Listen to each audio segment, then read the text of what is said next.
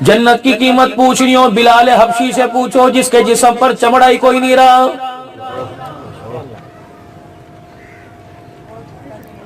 جنت کی قیمت کسی سے پوچھنی ہو امیر حمزہ سید الشہداء احد کے میدان میں شہید ہونے والے سے پوچھو جس کے جسم کے ٹکڑے کر دیے گئے۔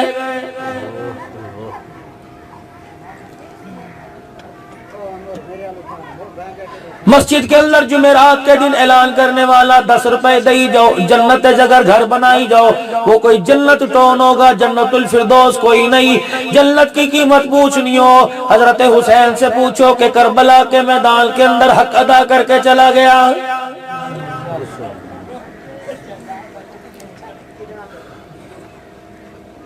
اتنی سستی جنت کوئی نہیں، اتنی آسان جنت کوئی نہیں کہ ایک جلسہ کراؤ خاندان بخشا جائے گا۔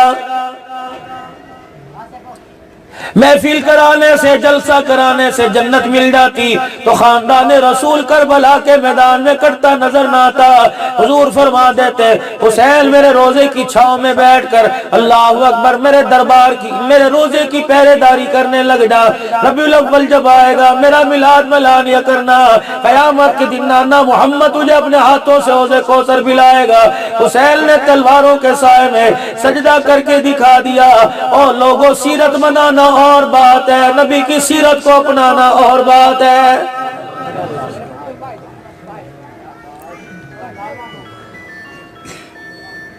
میں سیرت منانے سے آپ کو منع نہیں کرتا، حضور کا شان منانے سے آپ کو منع نہیں کرتا، نبی کا شان بلند کرنے سے آپ کو منع نہیں کرتا۔ رب ذوالجلال کی قسم ہے جو پروردگار عالم نے نبی کا شان بڑھا دیا، تو میری چوٹی کا ٹل لگا لے، ساری مخلوق مل کے اللہ نہ کرے اس میں شامل ہو، ساری مخلوق مل کے نبی کا شان گھٹانا چاہے رتی برابر حضور کا شان نہیں گھٹا سکتی۔ نبی کا شان ماپنے والوں اور نبی کے شان کا اندازہ کرنے والوں ایک ترازو اپنے ہاتھ میں پکڑ لو، ایک ترازو کے تولنے والے 2 پلڑے ہیں،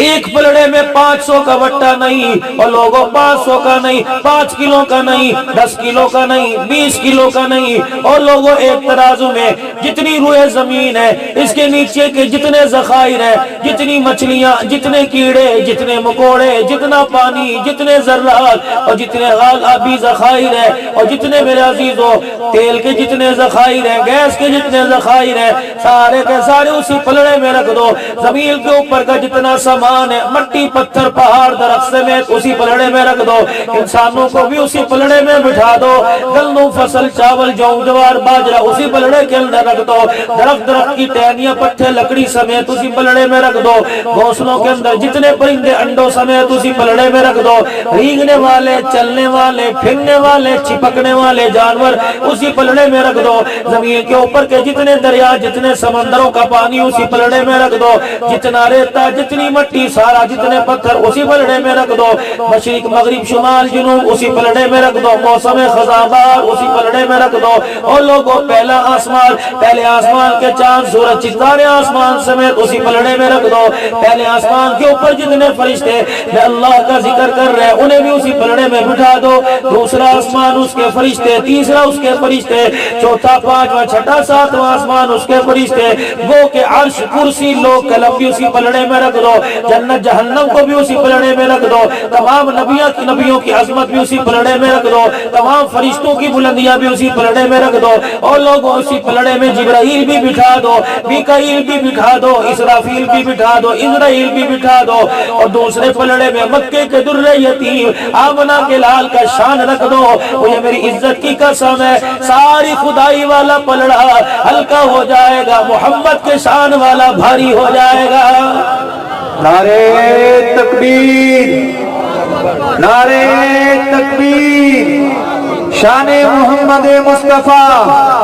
مقام محمد مصطفیٰ، کردار محمد مصطفیٰ۔ ہمیں کیا پتا نبی کا شان ہے کیا؟ جیسے مولانا فرما رہے تھے ایک جوتا مکے کے ابو جہل نے پہنا، ایک کملی والے نے پہنا، مجھے نہیں پتا ابو جہل یہ جوتا کہاں پہن کے گیا، اور مجھے نہیں پتا کملی والے نے جوتا کہاں کا اتارا، لیکن جب جبرائیل علیہ السلام لینے کے لیے آئے، رحمت والے نبی صلی اللہ تعالی علیہ وسلم تیاری کرنے لگے، جبرائیل جوتا اتاروں یا پہنوں؟ عرش کے مہمان جوتا پہن کے چلا جا۔ پروردگار عالم یوں بھی نہیں کہتا نہا کے آ، یوں بھی نہیں کہتا جو آج کپڑے پہن کے نماز پڑھائی، یوں بھی نہیں کہتا جو آج اللہ کی عبادت جن کپڑوں میں کی وہ کپڑے اتار کے آ، جو کپڑے مکے کے درزی نے سیے، جو جوتا مکے کے موچی نے بنایا، وہی کپڑے وہی جوتا پہن کے میرے عرش پر آ کے کھڑا ہو جا۔ میں زمین والوں کو دکھاؤں گا، دیکھو میں نے کسی عرش پہ جوتے سمیت کھڑا کر رکھا ہے، پھر میں دنیا والوں میں اعلان کروں گا جتنا زمین سے آسمان اونچا اس سے کروڑوں گنا زیادہ آمنہ کے لال کا شان اونچا ہے۔ تمہارے جلسوں سے، تمہاری محفل سے، تمہاری نعت خوانی سے، تمہارے میلاد سے،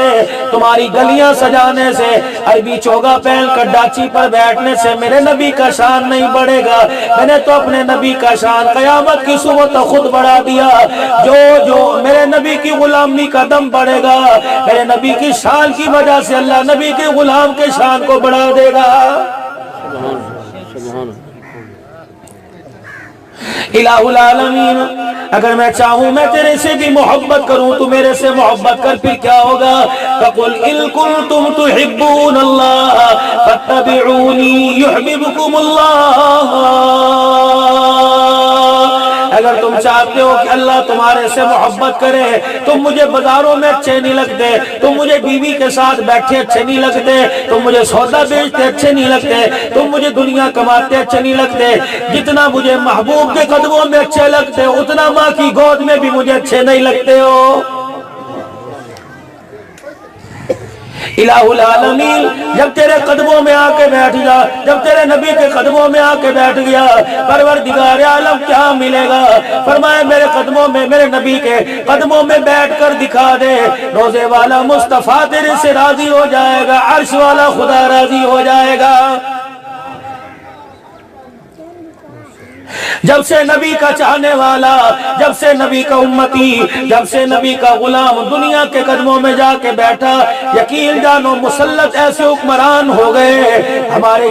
کرتوتوں پر، ہماری محنتوں پر، ہماری فصلوں پر، ہمارے رزق پر، ہمارے مال پر، ہماری خوشحالی پر، ہماری عزتوں پر ایسا زوال آیا، پاس ہوتے بھی ہمارے پاس کچھ نہیں، جہاں سے عزت ملا کرتی تھی ذلت مقدر بن گئی، اور لوگوں بیماریاں آ گئی، شفائیں اٹھ گئی، بے برکتیاں آ گئی، برکت اٹھ گئی، چہرے کی مسکراہٹ چلی گئی، چہرے پہ پھٹکار آ گئی۔ وجہ کیا ہے؟ نبی کی غلامی کا نام زبان سے لیا جا رہا ہے، دل سے حضور کی اتباع کرنے کو تیار کوئی نہیں۔